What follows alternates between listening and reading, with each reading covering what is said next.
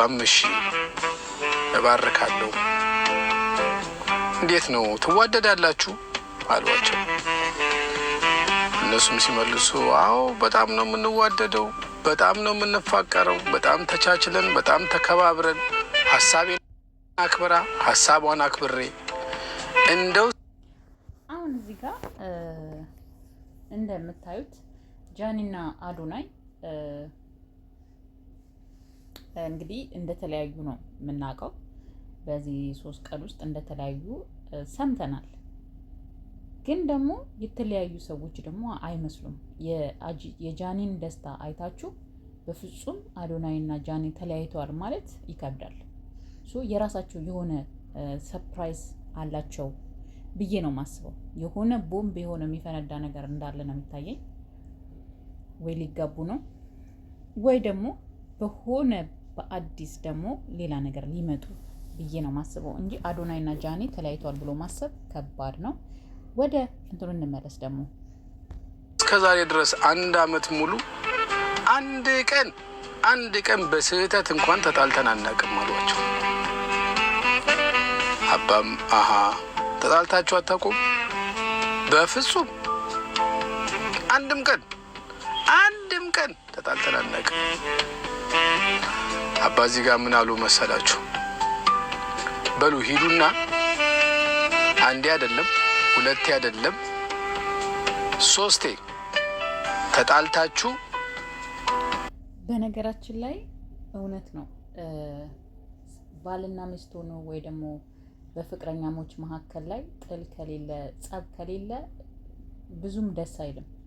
እነዛ ሰዎች ብዙ አይተዋወቁም እንደማለት ነው። እውነቴን ነው። ለምን የፈለገ ነገር ይሁን ጸብ ነው የሰው ልጅ በቃ አሁን ተጣልታችሁ ታርቃችሁ ስትሉ በአዲስ ነው ፍቅራችሁ የሚያበው ቤታችሁ። እንዲሁም ደግሞ ትዳር ውስጥም ራሱ መጨቃጨቅ ከሌለ የሆነ መተራረም ከሌለ የሆነ ሰዓት ላይ ኩርፊያ ከሌለ የሆነ ሰዓት ላይ ሳቅ ከሌለ ከባድ ነው የሚሆነው።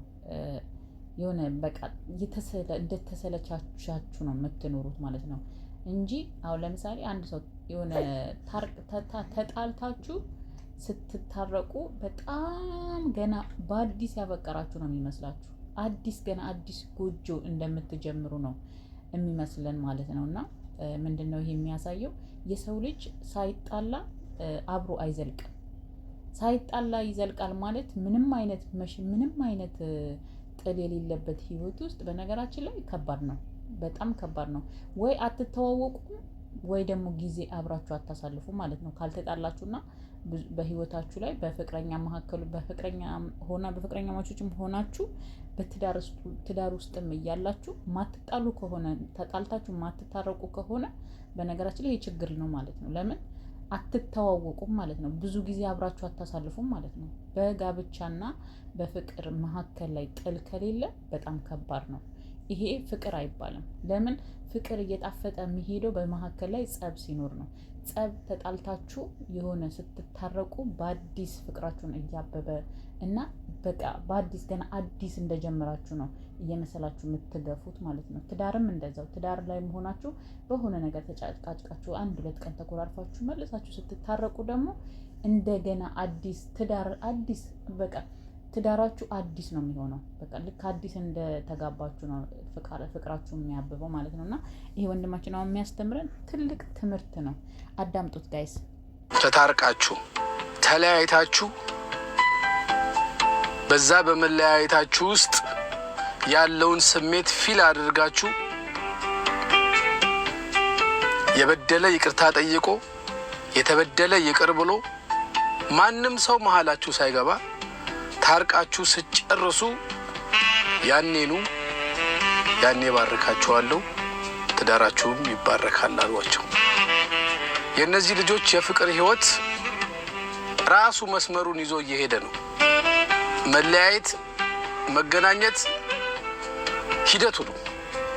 እኛ ግን የነሱ ወዳጆች የምንመስል እንደዚህ ማነቆ ሆነንባቸው ትክክለኛውን የፍቅር ሂደት እንዳይሄዱ እያደረግናቸው ነው። 2 ፍቅረኛ ማቾችን ዋሽቶ ማስታረቅ አይቻልም። ፍቅር ውስጥ ውሸት አያስፈልግም፣ አስታራቂም አያስፈልግም። ፍቅር ከሆነ ራሱ ነው የሚጣለው፣ ራሱ ነው የሚታረቀው። አስታራቂ አያስፈልግም፣ በመሀል ሰው አያስፈልገውም፣ ቤተሰብም አያስፈልገውም፣ ጓደኛም አያስፈልገውም፣ አማካሪም አያስፈልገውም። ቢዝነስ አይደለም ይሄ፣ ፍቅር ነው፣ ህይወት ነው። ደህና ይሁኑ ብቻ እና በቃ ማለት ይሄ የሚያሳየን ምንድን ነው? ኦልሬዲ እንደሚታረቁ ነው። እነሱ ይታረቃሉ። እነሱ አልተጣሉም። የራሳቸው ጊዜ ወይ እየወሰዱ ነው ወይ ደግሞ የሆነ በመካከላቸው የሆነ የሚያዘጋጁት ነገር አለ። የሚያዘጋጁ ነገር አለ ስላችሁ ማለት ወይ ሊጋቡ ነው የሚሆነው እንጂ በፍጹም እኔ ጃኒና አዶናይ ይለያያሉ ብሎ ማሰብ ዘበት ነው። ለምን አይታችሁ ከሆነ ጃኒ በምንም አይነት ነገር ታውቃላችሁ፣ ስብራት እንደዚህ የምር ከአዶናይ ጋር ተለያይታ ቢሆን ኖሮ በእንደዚህ ሁኔታ በእንደዚህ ደስታ አናያትም። እሷ እኮ ምንም ነገር የተፈጠረ አልመሰላትም። ማለት ይሄን አክል ጥንካሬ አዶናይን የሚመስል ፍቅረኛ ማጣት ከባድ ነው። አይዶን ነው እኔ እንዴት ማለት ይሄ የማይታመን ነው። አልተለያዩም ባይነኝ እኔ እናንተ ራሱ በምታዩት ነገር ምንድን ነው የምታስቡት? ተለያይተዋል ብላችሁ ነው የምታስቡት? አልተለያዩም ነው።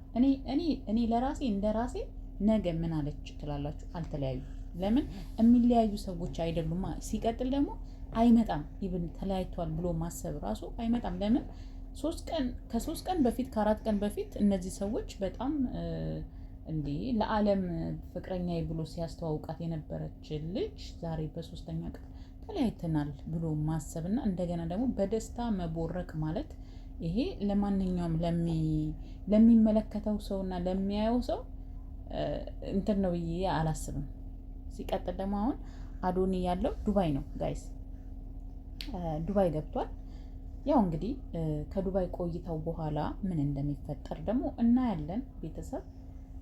ብቻ ግን እንጨርሰው የወንድማችንን። ለምንድን ነው የምትወጠሩት? በሰው ሀሳብ በሰው ህይወት ተዋቸው ይኑሩ። ይሄው ነው። መልካም ቀን። ወይል እንግዲህ እንደምናየው ነው እንግዲህ የበለጠ ነገር እንጠብቃለን። እነሱ እንግዲህ ይሄ ወንድማችን በነገራችን ላይ ስለነሱ በደንብ የሚያውቅ ነው። ያ ማለት አልተለያዩም ማለት ነው። እነሱ በቃ አልተለያዩም። እኔ አልተለያዩም ነው። ይሄ የሆነ በቃ የታቀደ ነገር አለ ብዬ ነው ማስበው እንጂ አዶናይና ጃኒ በፍጹም አልተለያዩም። አንድ ነጥብ። ለምን ብትሉ ምንም አይነት የተለያዩበት ነገር የሚያሳይ ነገር የለም። ምንም ነገር ለማመን ራሱ